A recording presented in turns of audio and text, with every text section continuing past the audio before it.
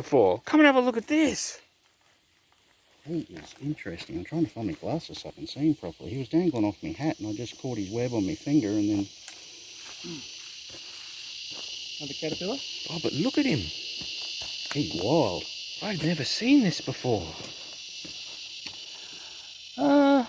Yeah, I'd say those spikes on it are not sharp.